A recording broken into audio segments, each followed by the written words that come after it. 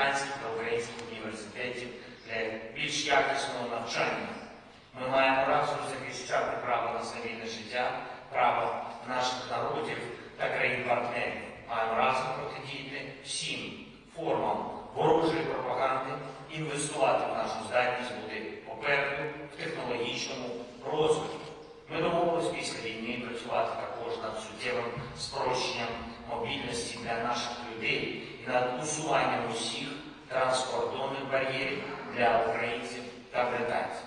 Україна та Британія нашою сторічною угодою демонструють правильний приклад саме таких відносин, далековидних та раціональних. Я хочу подякувати вам, шановний пане прем'єр-міністре. Дякую вам за це, за співпрацю, за наші відносини. Дякуємо тобі, Британія. Слава Україні! Заява прем'єр-міністра Сполученого Королівства Великої Британії і Північної Ірландії. Brother, it's great to be here with you and thank you for those words. It's great to be back here in Kyiv. We've had an excellent meeting today, not just productive, but historic, because together we signed a landmark agreement, the very first of its kind, a new partnership between UK and Ukraine that reflects the huge affection that exists between our two nations.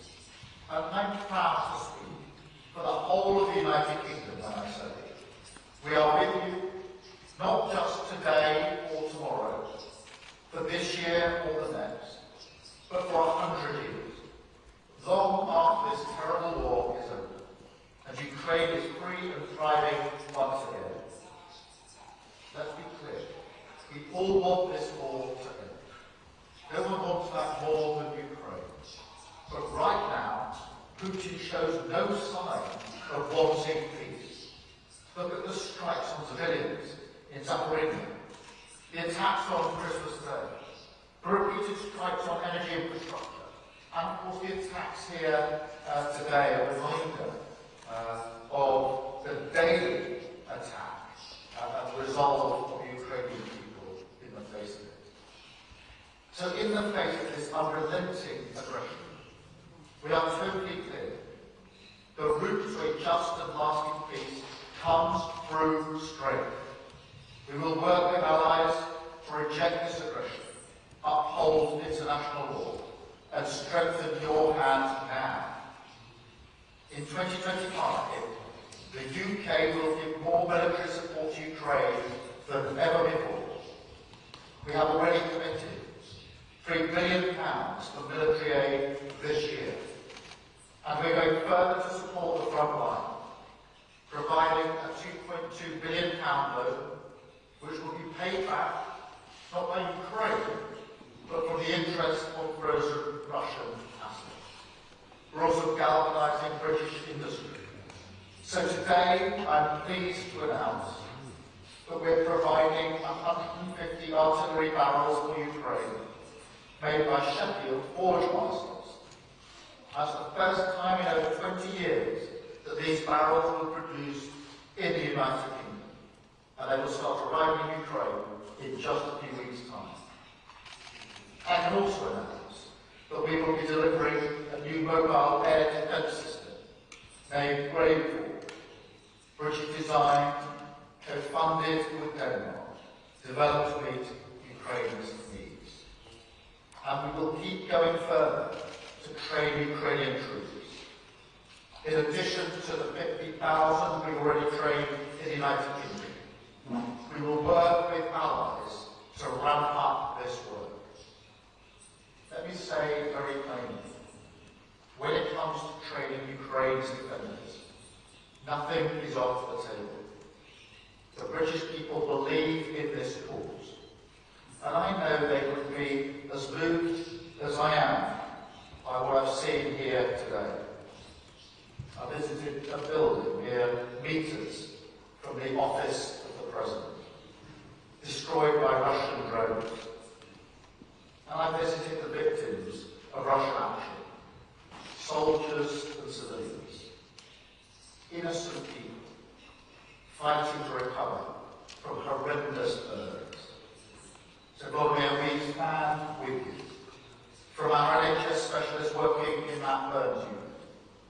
to the British communities who've taken Ukrainian families into their hearts and into their homes, to the blue and yellow flags that fly in every town and village up and down the United Kingdom. All those symbols of our solidarity find expression in the 100-year partnership that we have agreed today. It is full-throated, wholehearted commitment to your freedom, a recognition of the deep bonds that we share, and a commitment to deepen them still further. Because we recognise not just the incredible bravery and fortitude of this nation, but also its character and creativity, its vibrancy in business, tech, innovation, culture and more. So we will go further together in all of these areas as an investment in the UK's growth and security too. We will build a better future together.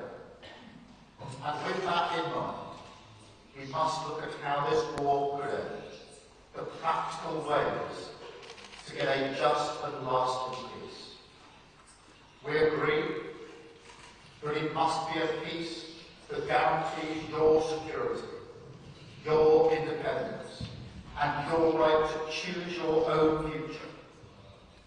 We will work with you and with all of our allies on steps that will be robust enough to guarantee Ukraine's security, guarantee any possible peace, and deter any future aggression.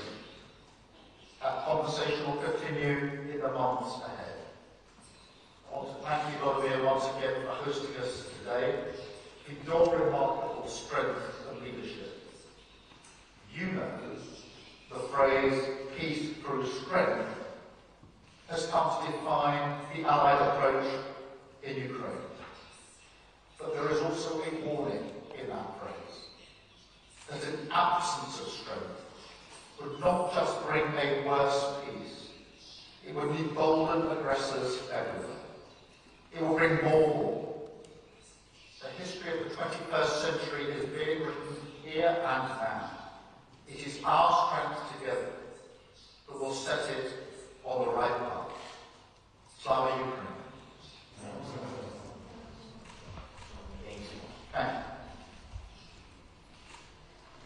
Шановні журналісти, будь ласка, час для ваших запитань, прошу буде від Новини.LIVE.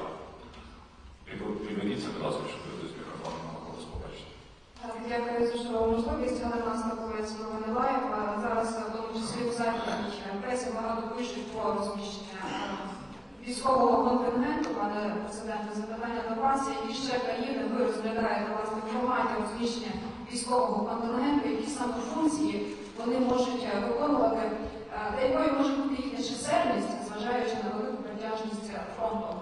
І питання до пана Прем'єр-міністра, найперше дякуємо за вашу підтримку.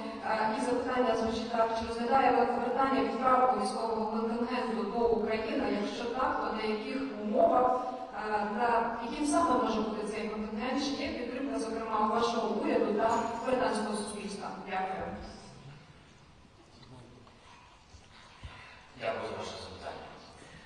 Передусім, Україні потрібні серйозні дієві гарантії безпеки.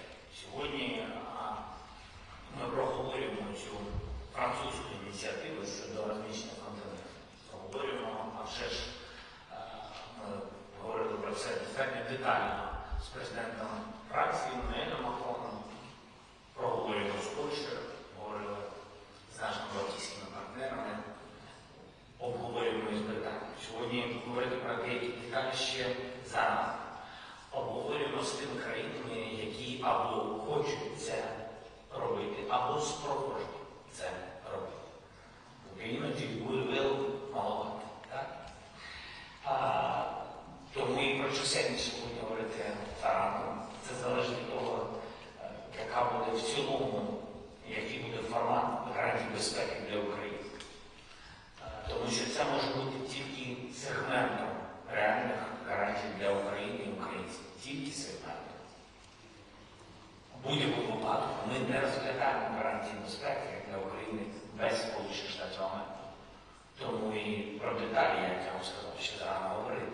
тому що ми предметною розмовою щодо гарантій безпеки з усіма деталями з Америкою новою адміністрацією ще не проводили. Це все попереду. І тільки після цього ми будемо розуміти конструкцію, бажану для нас або зрозуміло для інших партнерів майбутньої безпеки для України. Знаєте, ми не можемо за деталями втратити загальний союз між Сполученими Штатами Америки і Європою підтримки України. Але не можемо і реально забувати, який вклад робить Україна. Війна 24-го року десь коштувала для України щодо забезпечення сил оборони біля 100 мільярдів, з яких 40 мільярдів – це вклад України, 35 Сполучених Штатів, Європа 25. Ось приблизно вклад кожного з нас. Тому ми бачимо саме міцність в цьому союзі. І показуємо, що Україна, який робить вклад. Безумовно, найближчі це люди, але ви бачите і відсоток щодо грошей. Дякую. Thank you very much.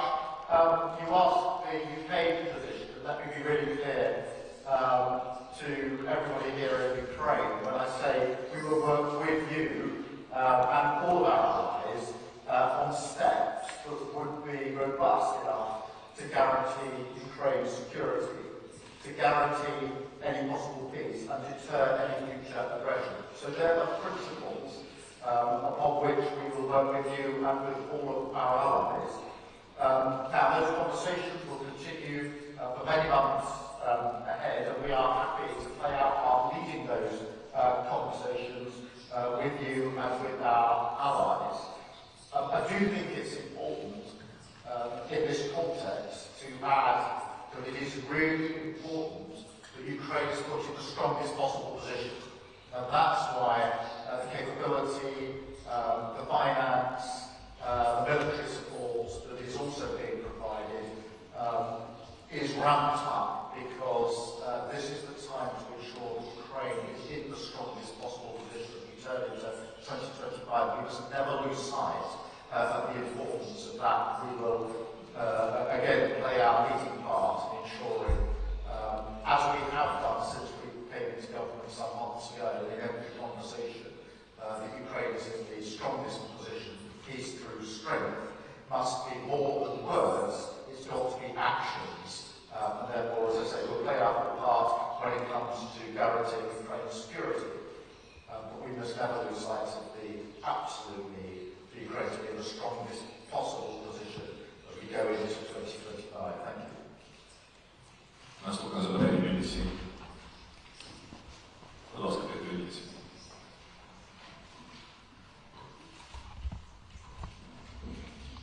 Thank you. I had a question, first of all, relating to President Zeleński. All the talk in Ukraine right now, and we've heard again here today, is about peace through strength. I wondered if you could tell me how you'll decide when you've reached a position of strength, or when you look at the current situation on the battlefield and more generally in Ukraine, do you, or are you beginning to feel that this is perhaps a strong position as you can actually reach? And President, please, President, a question for the Prime Minister. You've made a very strong and passionate speech today, just now we just heard. We've heard some rather less powerful and convincing narrative and rhetoric from the United States in recent days and weeks. Britain has a close relationship with the United States. I wondered how concerned you are that as Donald Trump returns to the White House, US support for Ukraine is going to stop, and what exactly Britain is doing about that. And if it does stop, does that mean that Russian aggression has won? Thank you. Дякую за ваше запитання. Ми через силу. Все детально було описано в нашому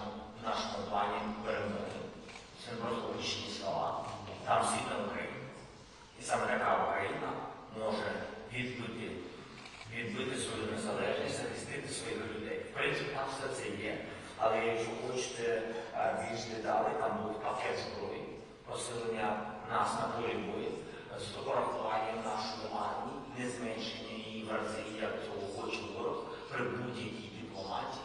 Для нас це сьогодні захист номер один. Збереження кількісної армії, та яка у нас сьогодні кількість військових, які сьогодні в складі нашої армії. Так, далі, що стосується поля бою, не віддавати ініціативу русським, бо як сьогодні на Сході, на жаль, вона є, через, я вважаю, повільне постачання і комплектування наших бригад, але безумовно свою ініціативу на півночі, там, де Суми, Курщина, ініціативу на Харківщині вони втратили. Стабілізація в цілому – це дуже важливий фактор. Треба зробити те саме на Донецькому напрямку, те, що було зроблено на інших напрямках. І тут про кількість і про час. Це буде зроблено.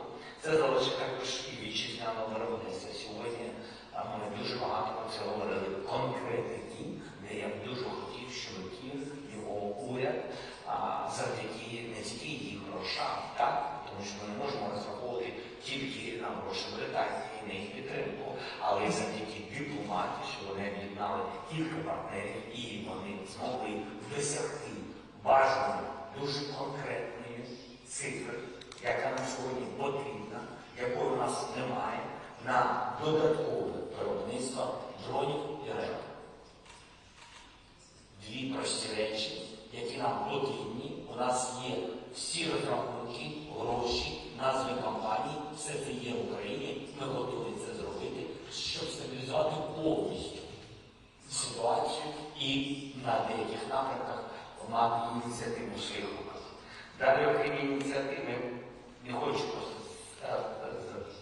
говорити знову про гарантії безпеки, але безумовно для нас це і є знак.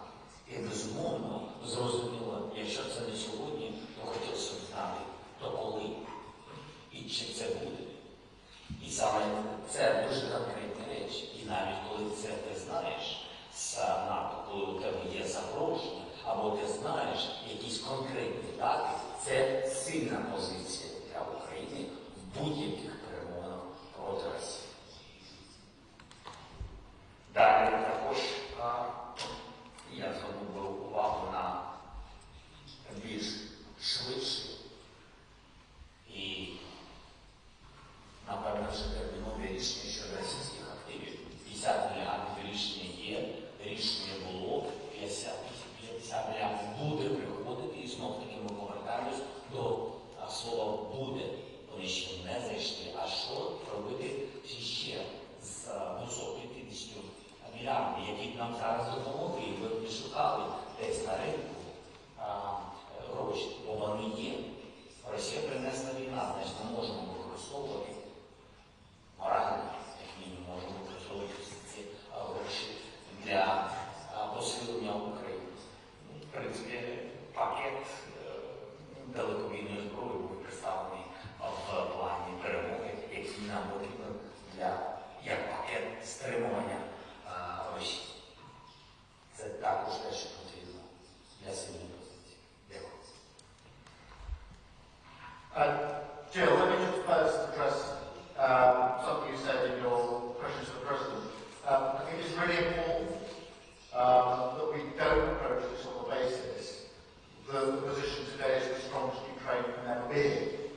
The work of putting Ukraine in the strongest position never stops. And that is why we've been really clear today about the £3 billion per year, or as long as it takes, about the military support, the global military support we're putting in, the 30,000 drones that we announced last week, the defence industry is working together, the training and the other things that we are doing.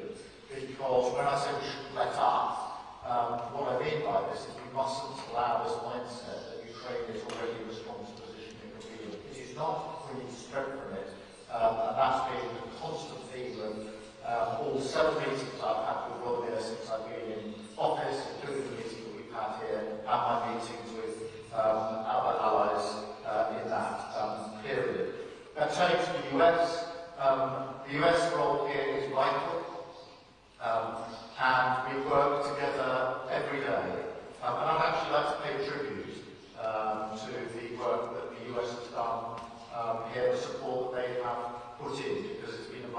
Poland, and what has been quite an incredible achievement by Ukraine.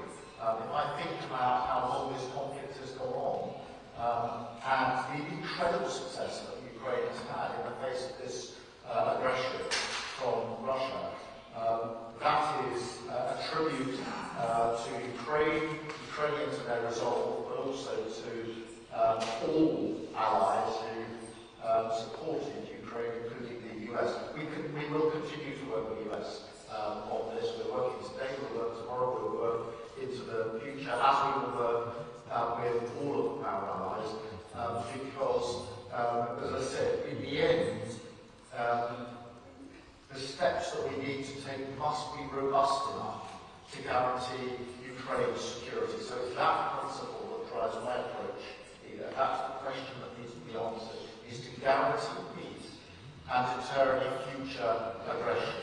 And it is vital that we see the conversations which will go on in the coming weeks and months, and including, of course, with the US, but also with other allies. I've got discussions with other allies tomorrow, under the President Macron last week. This is an issue that we are all discussing, but it must be capable of deterring future aggression. So that's the test of any discussion and conversation that we're having. Thank you. Треба наступне запитання, будь ласка, інтервал з України, інформаційна агенція. Інтервал з України. Питання до нашого високоповажного гостя. Пане прем'єр-міністре, на вашу думку, якими можуть бути майбутні надійні гарантії безпеки для України? Зокрема, чи може Велика Британія бути адвокатом у питанні отримання та використання України далекобійної зброї? І питання до обох лідерів, таке невеличке уточнення. Під час ваших сьогоднішніх перемовин російський дрон атакував центр Києва. Як ви сприймаєте такий привіт від російської сторони? Дякую.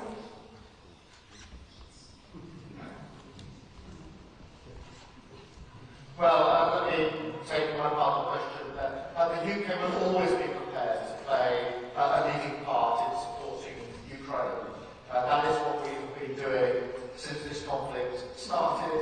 That is what we're signalling in the 100-year partnership that we've announced today. It is a clear statement of intent about the role that we intend to play in relation to that. And that applies to putting Ukraine in the strongest possible position where we want to continue to play that leading part by example in terms of what we're doing, and by example working with our allies and having those bilateral discussions. It applies equally to any question of guarantees about the future and security.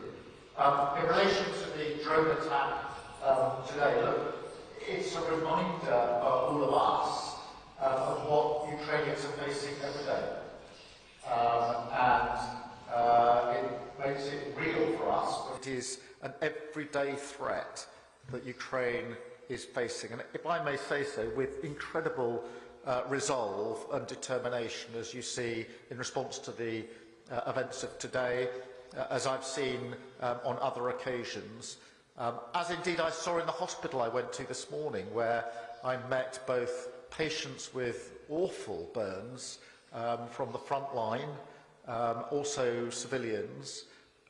Their resolve and their determination, despite the personal cost to them, is inspiring, as was the attitude of the staff, the health staff there, who have been patiently, carefully and committedly working through whatever challenges have been put in their way. And so for me that drone attack is just really a reminder of what Ukraine is facing every day, and a reminder that this war is brought about by Russian aggression. It is an unjust, illegal war, and we must have a sustainable and lasting peace for Ukraine. Thank you.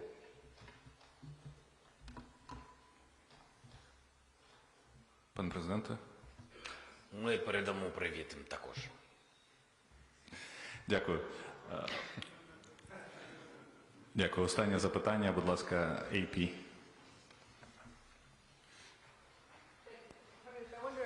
could put to you the question that, can I put to you the question that President Zelensky asked a few minutes ago?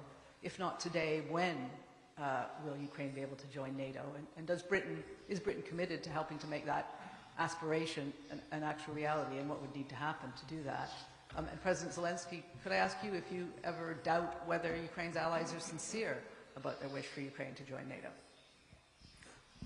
Well, thank you for that. And on the NATO question, obviously this was subject to intense discussion at the NATO summit in July of last year in Washington that the President attended. And that was when there was the commitment to the irreversible path to NATO membership. And it is really important that we keep on supporting that approach because, you know, when there is peace, and there must be peace, and nobody wants peace more than the Ukrainian people, it must be just and it must be sustained. And that is why it's also important that I take this opportunity to repeat that the UK will stand with Ukraine for as long as it takes in relation to that just and sustained peace. Thank you. Дякую за ваше запитання. Сполучені Штати Америки, Угорщина, Словакія, Німеччина, вони були щирі і вони не хотіли бачити нас в НАТО. Це відкрита розмова, і вони, мені здається, що тут немає секретів. Це ті 4 країни, які по різних причинах, у всіх своїх причин, напевно, але вони не бачили, поки що не бачили Україну в НАТО. Шановні журналісти, дякую вам за запитання. Пане президенте, пане прем'єр-міністре, дякую за відповіді. Прес-конференція добігла кінця.